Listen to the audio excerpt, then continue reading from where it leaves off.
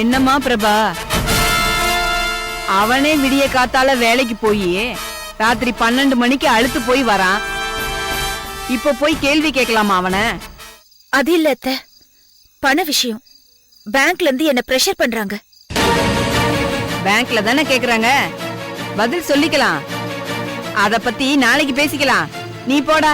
Suitcase கொடுமா. அத்தை, அடிக்கடி கடன்காரங்களை கேக்குற மாதிரி எனக்கு போன் வந்தா என்னோட கிரியேட்டிவிட்டி அடிபடுது. என்னால கதையில கான்சென்ட்ரேட் பண்ண முடியல. நீ போய் கதை எழுதுற வேலையை பாரு. ஏன் புள்ளேன்னு இல்ல, நாங்க யாரும் யாரு பணத்தையும் ஏமாத்த மாட்டோம். இந்த மாசம் இல்லைன்னா அடுத்த மாசம் சேர்த்து கட்டிட்டு போயிடலாம். நீ போமா. பேங்க்ல பணம் வாங்கி கொடுத்ததுக்கே இப்படி, இன்னும் அப்பா வீட்ல இருந்து கொண்டு வந்திருந்தானா அவ்வளவுதான், நடு ரோட்ல நிக்க வச்சு நார் அடிச்சிருப்பா.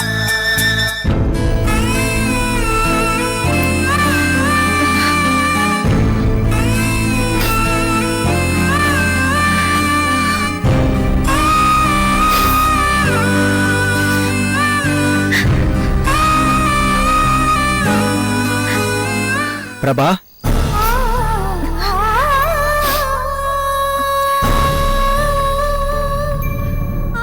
துளசி, பாத்தீங்களா எப்படி பேசிட்டு போறாங்கன்னு? எல்லாத்தையும் கேட்டுட்டு தான் இருந்தேன். உள்ளவா.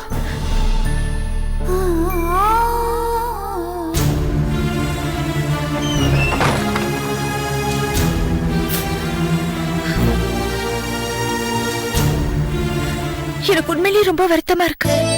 உங்க அம்மா என்னை எவ்வளவு கீழ்த்தரமா புரிஞ்சு வச்சிருக்காங்க பாத்தீங்கல்ல? அவங்க பேசுனதுல என்ன தப்பு இருக்குன்னு நீ இப்படி வருத்தப்படுற?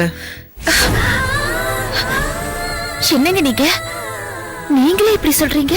ஆமா, அவன் காத்தால இருந்து ராத்திரி வரைக்கும் அலைஞ்சிட்டு வந்திருக்கான். இப்ப கேக்குறதுக்கு பதில் நீ காத்தால கேட்டிருக்கலாம்ல. அவரை காத்தால பிடிக்க முடியாதுங்க. பேங்க் மேனேஜர் கத்துறாரு.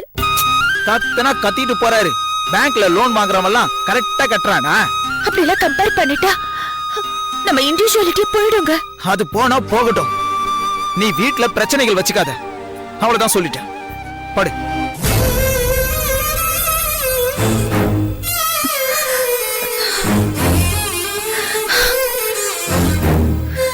வேலைகள் நடந்து பணம் வர ஆரம்பிச்சதும் மனிதர்கள் எப்படி எல்லாம் மாறிடுறாங்க. படுக்கலையா?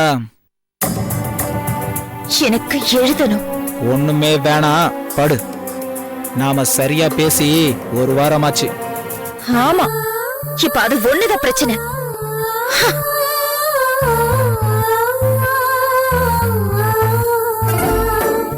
மனிதர்கள் மிகவும் மோசமானவர்கள். வர வர உனக்கு திமிரு அதிகமா போச்சு. ஆமா,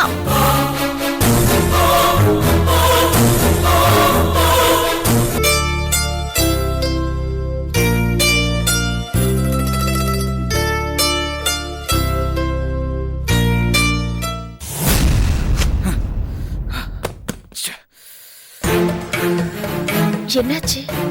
தலைவலிக்குது. காஃபி போட்டு கொண்டு வரேன். வேணாம். தலைவலிக்கு ஏதாவது டேப்லெட் கொடுக்கட்டா? டேப்லெட் போட்டா போற தலைவலி இல்ல இது. பின்ன?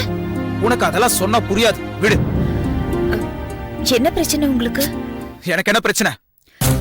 ஏன் இப்ப கோவப்படுறீங்க? நான் கோவத்துல இருக்கேன்னு உன்கிட்ட சொன்னனா? சரி, நீங்க போய் குளிச்சிட்டு வாங்க, டென்ஷன் கம்மியாகும். டென்ஷன் கம்மியாவதுக்கு குளிக்க எல்லாம் வேணாம். நீ இத கேட்டாலே போதும். என்னது இது? சங்குன்னு ஒரு வீக்லி புக் வருதுல்ல? ஆமா. அதுல ஒரு கிசுகிசு ஆர்டிகல் ஃபேமஸ் தெரியுமா? தெரியும். உங்க காதோடுன்னு டைட்டில் இருக்கும். எஸ்.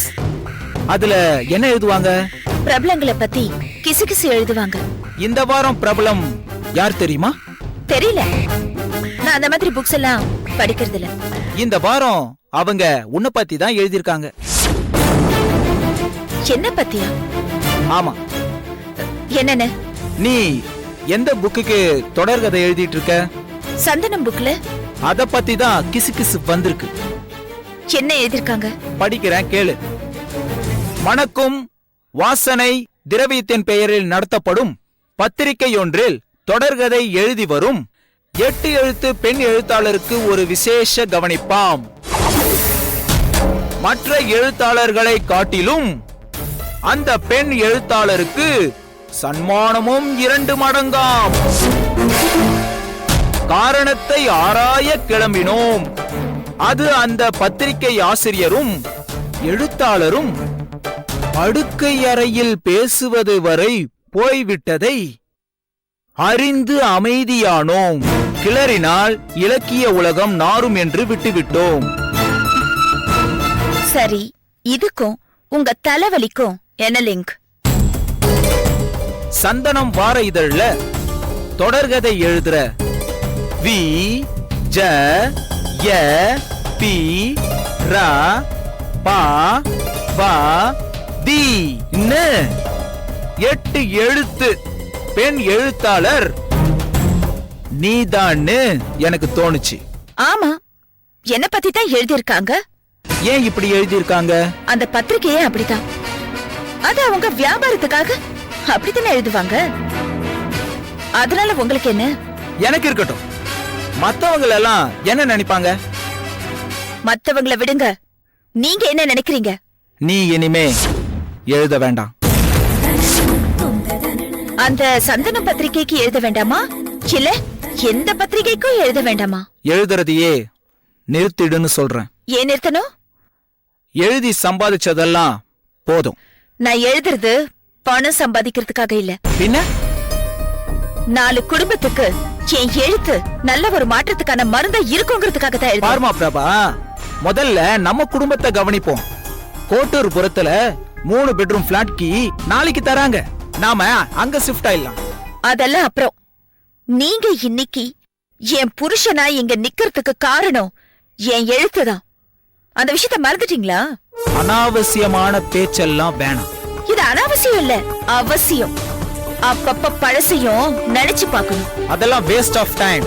அப்போ முன்னாடி எடுத்த ரசிச்சுதான் சொன்னதெல்லாம் பொய்யா? ஆமான்னு வச்சுக்கையே. என்ன இப்போ நீ கதை எழுதி எந்த சமுதாயத்தையும் திருத்தி கிழிக்க வேணாம். போதும், நிறுத்திக்கோ. நான் எழுதுறத நிறுத்த மாட்டேன். நிறுத்தலனா உன்னை இந்த வீட்டுல வாழ விட மாட்டேன். அதையும் பாத்துடலாம். ஏய்!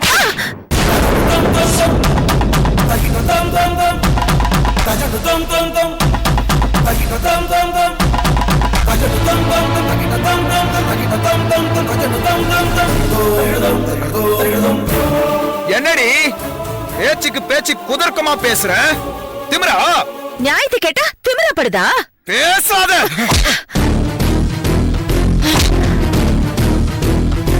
ஒரு வாட்டி சரி, இன்னொரு வாட்டி என் கண்ணத்தை காட்ட நான் உன்ன மகாத்மா இல்ல.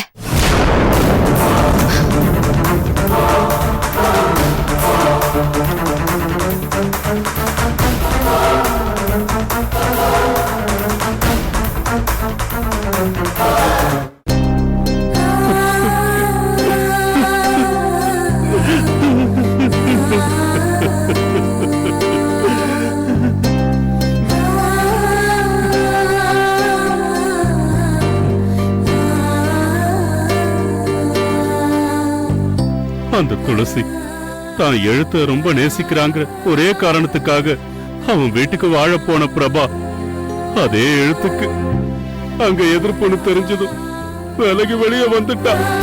சபாஸ், சரியான முடிவு. இப்ப பிரபா எங்க இருக்காங்க?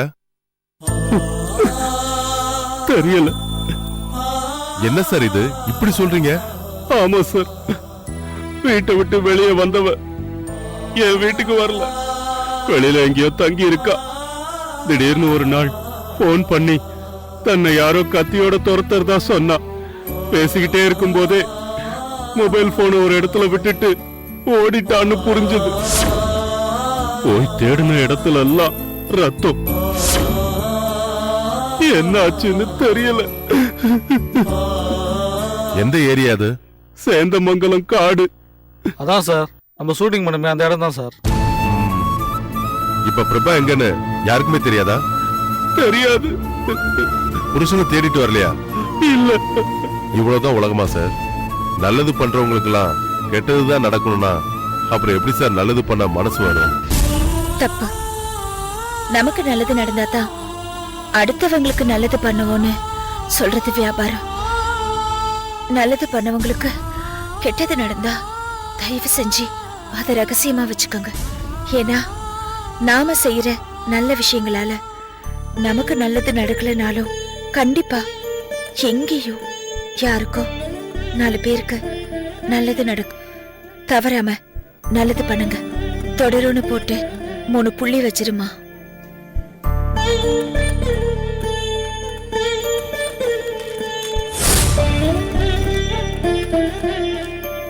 அக்கா, மேல என்ன எழுதணும்?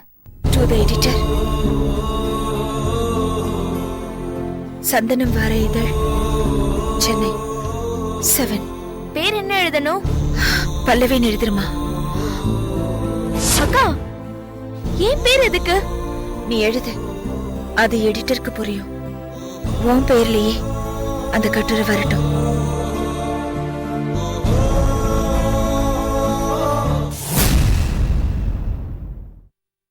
பல்லவி, ஒரு கைப்புடி.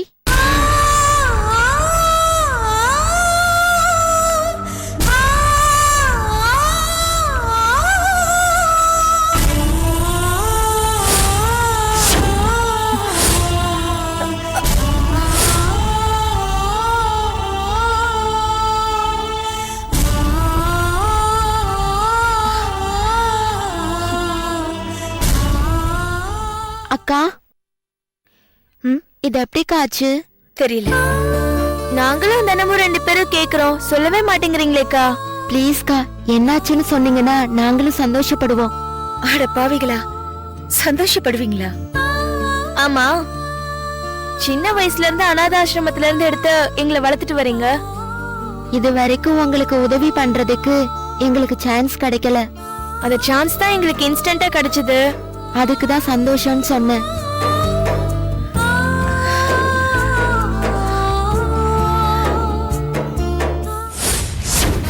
நான் பாம்பு, நல்ல பாம்பு, நாக பாம்பு.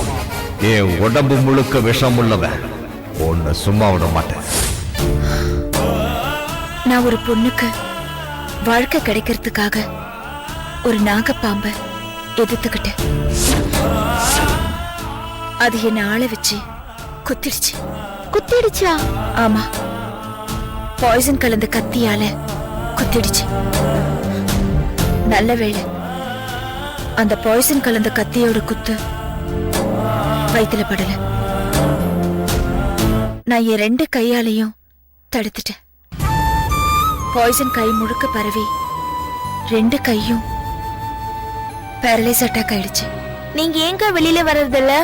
என்ன இந்த நிலைமையில வெளியில காட்டிக்கிட்டா நல்லது பண்றவங்களுக்கு இப்படி ஆயிடுமோன்னு பேசிப்பாங்க.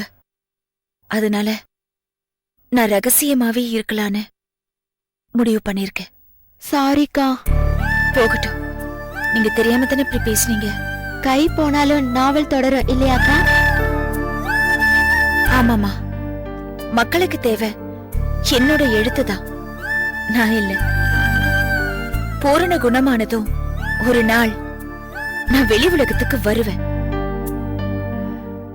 நல்லது என்னைக்குமே ஓஞ்சிடாது, தொடர்ந்துகிட்டே தான் இருக்கும். அக்கா, நீங்க சீக்கிரம் குணமாகணும்க்கா. ம்.